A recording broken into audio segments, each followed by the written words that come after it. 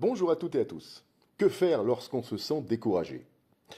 D'abord, à mon avis, arrêtez de faire semblant. Parce que le découragement, c'est pas une faiblesse, c'est un signal. Un signal que quelque chose t'a touché sans doute plus fort que prévu. Comme un refus répété, un objectif non atteint, une comparaison qui fait mal, de la fatigue accumulée, un doute silencieux qui t'inquiète. Le problème, c'est pas de tomber, le problème vraiment, c'est de rester au sol. Alors, déjà, accepte l'émotion, mais limite sa durée. Le découragement devient dangereux quand il s'installe. Donc autorise-toi à le ressentir, mais impose-lui une limite, une heure, une soirée, une nuit, pas une semaine. Deuxièmement, reviens aux faits.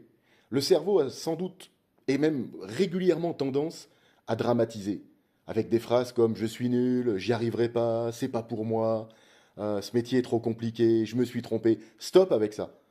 Remplace toutes ces histoires négatives par des données. Par exemple, combien de fois ai-je déjà réussi? Quel résultat ai-je déjà obtenu? Euh, Ce mauvais moment, est-ce que c'est une période ou ça devient une identité? Un échec, c'est pas une définition. Troisièmement, réduis la taille de cette montagne impossible à gravir. Le découragement vient souvent d'un objectif qui était trop grand. Donc ne pense pas à l'année, ne pense pas au trimestre, pense à aujourd'hui.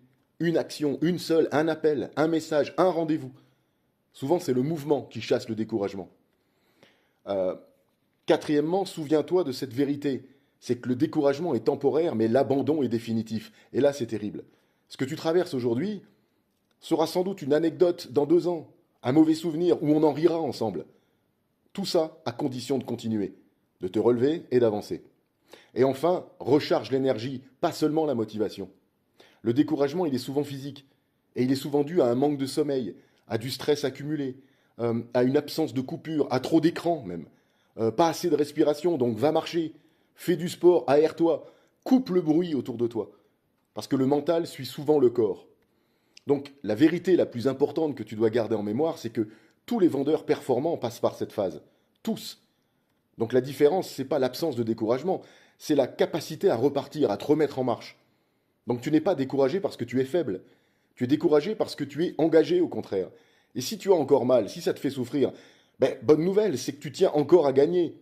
Donc reprends ton souffle, relève la tête, fais le prochain pas, un seul. Un seul, souvent c'est suffisant.